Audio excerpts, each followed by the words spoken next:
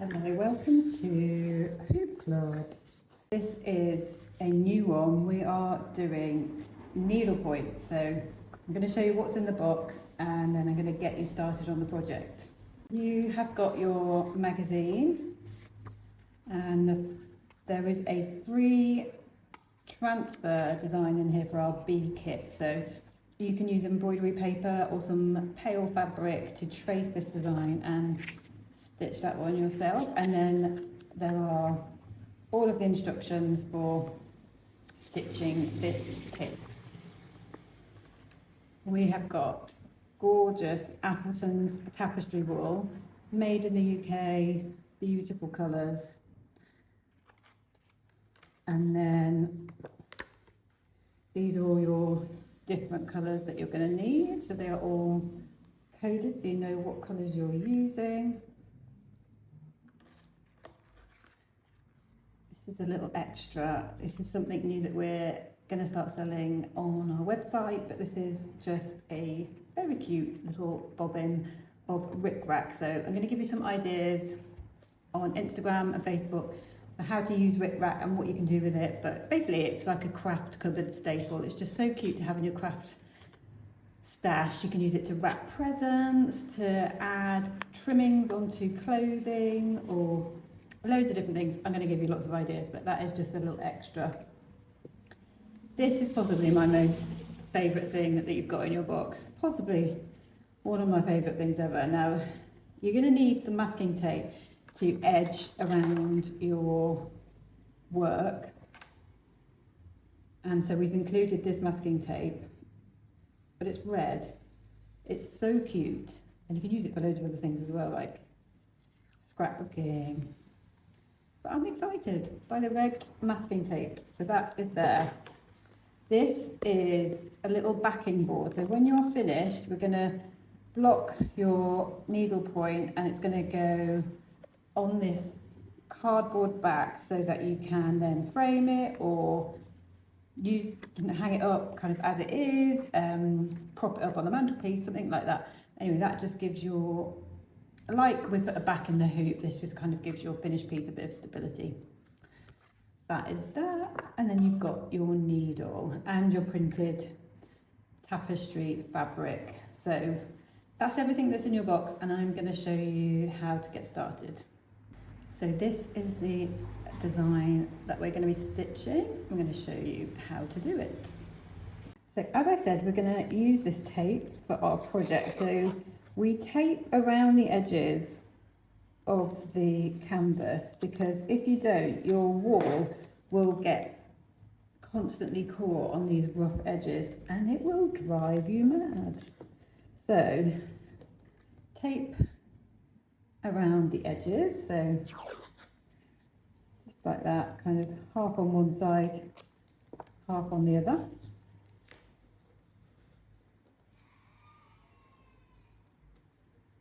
And it makes it look very cute as well. We're going to be doing lots of needlepoint kits in the future, and my aim is to get Cotton Clara logo masking tape, which will make me very happy. So we are ready to start. So I'm going to thread my needle. Now each of these lengths are 1 metre, so I would use 50 centimetres to stitch with. Any longer than that and it's going to get all fluffy and damaged as you're pulling it through the canvas. So start with 50. So you're just cutting one of the length thread off the card into 2, and then I'm going to thread my needle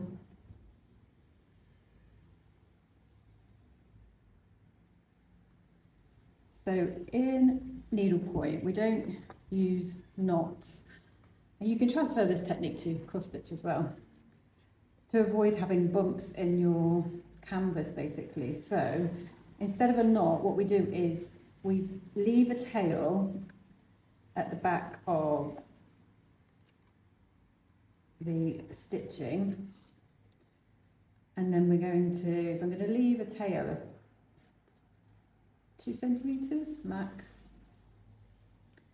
and that's behind, and I'm going to capture that tail with my stitches, so that's going to hold it in place. So this is a little demonstration of the stitches too. I'm going to try and get the best angle for you. But I'm going diagonally, left to right and top to bottom.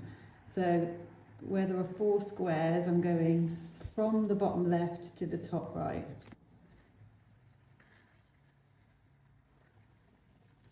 And then again, I'm going to come back next to that one that I've just done. And I'm going to go bottom left to top right. You can see that I've trapped that first thread, that tail behind with my first few stitches. I'm just going to snip that off to keep it really nice and neat. Now, you might have heard me say that with needlepoint you don't need to follow a chart because it's printed on the canvas. You can just follow the printed colours, and that is totally true.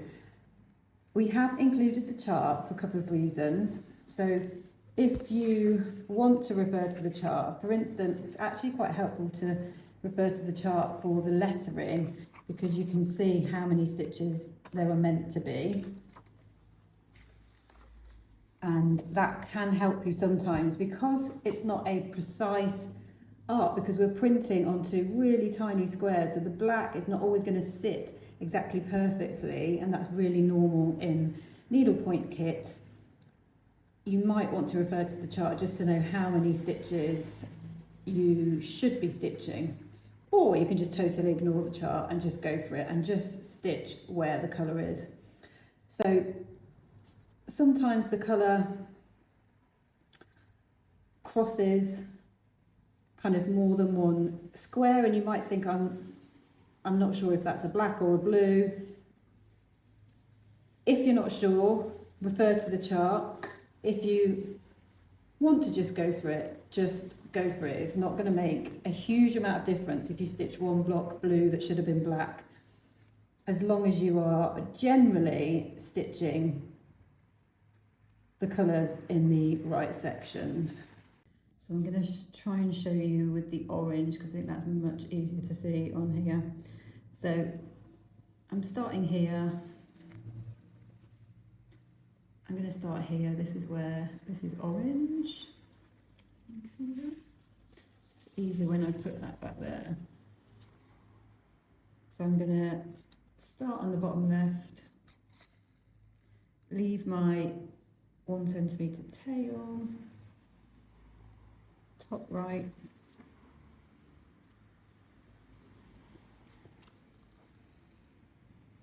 and make sure I'm catching that tail with my stitches. And this is exactly what you don't want to do. You do not want to pull through any stray threads.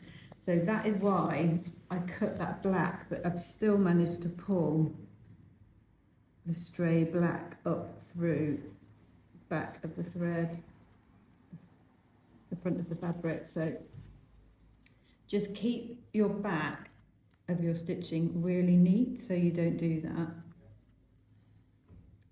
But as you can see, it's quite easy to do. So I'm just going diagonally, left to right, top to bottom, and I'm catching that tail with my first few stitches.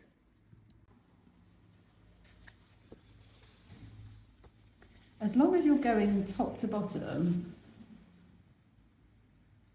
and keeping your stitches heading in the right direction, so we're always going left to right with our diagonal.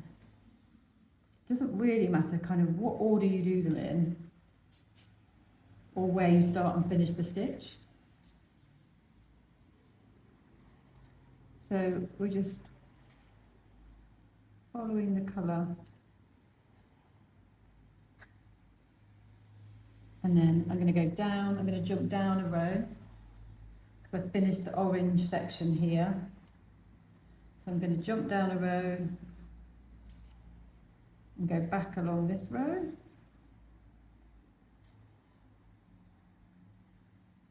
So the fabric is stiff enough to not need a hoop. You can use a frame if you want to. I will show you how to use a frame in the next video. So a couple of things to note. This printed pattern doesn't differentiate the luminous green thread. So that is another reason why we've given you the chart. So on the chart you can see where that luminous green is meant to go. So it is printed green, it's just the same green as the olive for the body. So refer to the chart to know where the luminous green / yellow thread goes. And you can see on my finished one, that's 2 little patches of a luminous green, which I love, a bit of neon.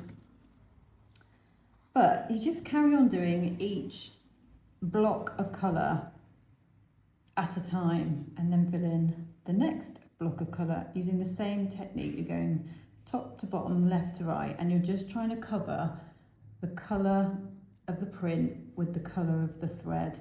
Don't stress too much about, is that a cream, is that a black? So for this one, you're going to either have to choose this stitch to be cream or black, because half of it is cream and half of it is black. So you just need to make a call, am I going to do cream or black? If that makes you feel uncomfortable and you want to know what to stitch there, then refer to the chart and that will give you an idea of how many stitches should be where. So that is how to start off. I'm going to show you also how to finish off so that you can start stitching blocks and you can get going. So pretend that this is a finished block of colour. I'm going to push my needle through just some stitches on the back of the fabric, 3 or 4 stitches, and then I'm going to push it back again through another few stitches, and that's going to keep your stitches really nice and tight, and then I'm going to trim that off. So keep each colour block really neat. So don't be tempted to jump over with your thread from, say, this black bit to this black bit, because you will undoubtedly pull it through and be able to see colour where you don't want to see colour.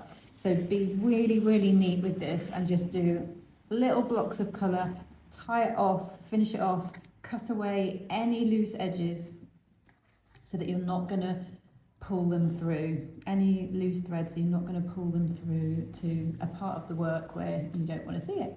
So you could start with the lettering, that might be a good place to start, but really you can just choose anywhere to start on this and just start filling it. It's a little bit like stitch by numbers because you've got this lovely coloured chart and you're just filling it with your coloured thread.